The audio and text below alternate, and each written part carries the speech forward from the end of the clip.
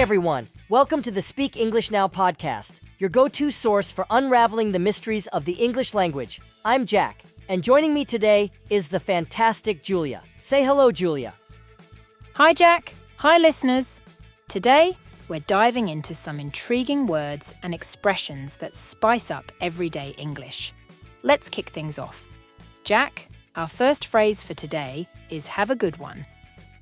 Any guesses, Julia? Absolutely, Jack.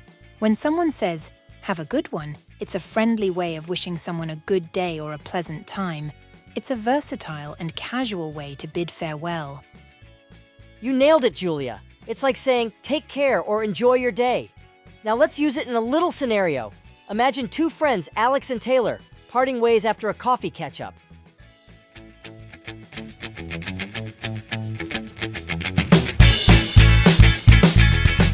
Well, it was great catching up with you, Taylor. You too, Alex. Have a good one. Thanks, you too.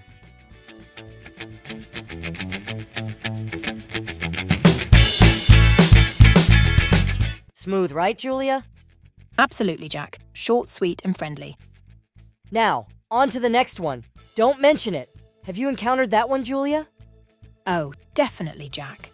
When someone says, don't mention it, it means they're downplaying a favor or expressing that no thanks are necessary. It's a humble way of responding to gratitude. Spot on, Julia.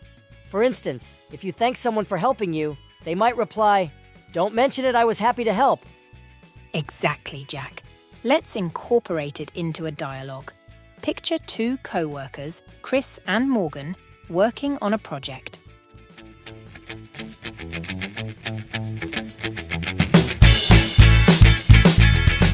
Morgan, thanks a ton for covering my shift yesterday. I really appreciate it. Don't mention it, Chris. We're a team, after all. Well, thanks anyway.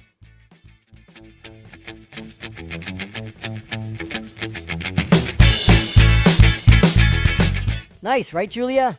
Perfect, Jack. It captures the humility behind the phrase. Great. Now let's tackle a phrase that might leave some puzzled, I'm not following. Ever been in a situation where you're not following, Julia? Oh, definitely, Jack. When someone says, I'm not following, it means they don't understand or comprehend what's being said. It's a polite way to ask for clarification. Exactly, Julia. For example, in a meeting, if someone explains a complex idea, you might say, I'm not following. Could you please break it down? Right on, Jack. Let's put it into a dialogue. Imagine two students, Jamie and Alex, discussing a challenging lecture.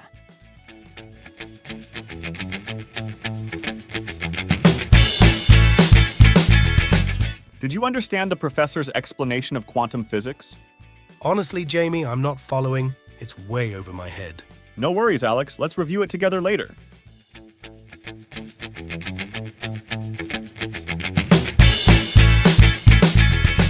How did that feel, Julia? Perfect, Jack. It shows how the phrase can be used in a genuine way. Now onto a phrase that might leave you scratching your head. Beats me. Ever used that one, Julia? Absolutely, Jack. When someone says, beats me, it means they don't know the answer to a question or are uncertain about something. It's a casual way of expressing ignorance. You got it, Julia. For instance, if someone asks about the whereabouts of your missing keys and you have no clue, you might say, beats me! I can't find them anywhere. Exactly, Jack. Let's throw it into a dialogue. Picture two friends, Jordan and Casey, trying to figure out a riddle.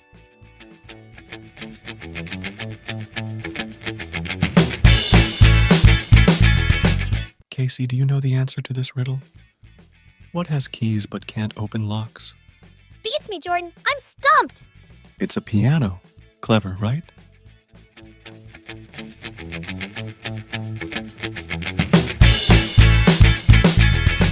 How did you find that, Julia?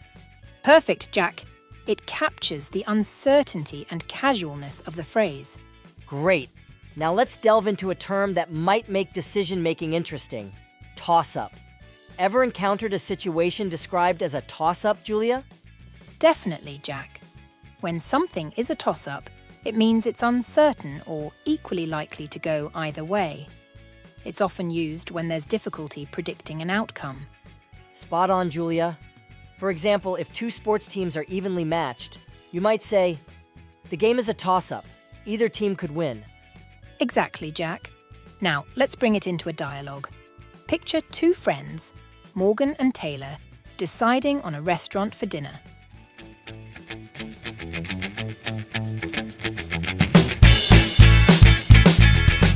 Italian or Mexican tonight, Taylor? It's a toss-up for me. Both sound delicious. Let's go with Italian. I'm in the mood for pasta.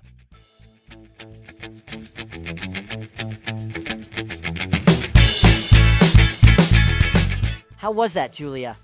Fantastic, Jack. It captures the idea of a difficult choice. Now, onto a phrase that adds a touch of intrigue. Catch my drift? Ever use that one, Julia? Oh, absolutely, Jack. When someone asks, "Do you catch my drift?" they want to know if you understand the implied or hinted meaning of what they're saying. You got it, Julia. For instance, if someone subtly suggests a plan without stating it explicitly, they might ask, "Do you catch my drift?" Exactly, Jack. Let's weave it into a dialogue. Imagine two friends, Alex and Chris, planning a surprise birthday party.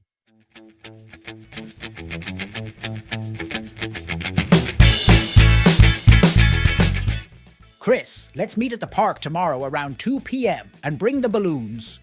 Balloons, huh? Do you catch my drift? Surprise party? Bingo! You got it!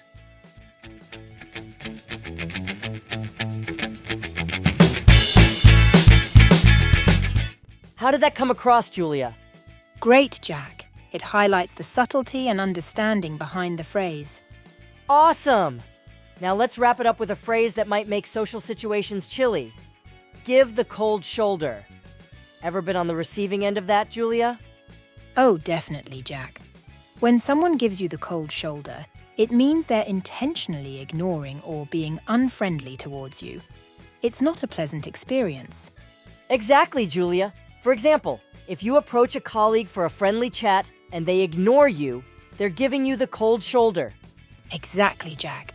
Now, let's put it into a dialogue. Imagine two friends, Jordan and Casey, discussing a recent disagreement.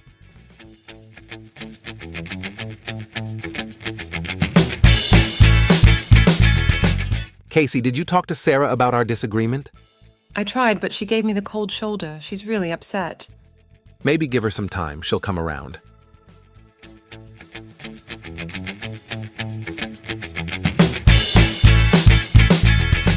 How did you find that, Julia? Great dialogue, Jack. It conveys the social dynamics of giving the cold shoulder. Fantastic. That wraps up our exploration of words and phrases today. We hope you found it intriguing and that these expressions don't give you cold feet. Until next time, have a good one. And don't mention it if you catch our drift. Please hit the subscribe button if you liked the video. Goodbye, everyone.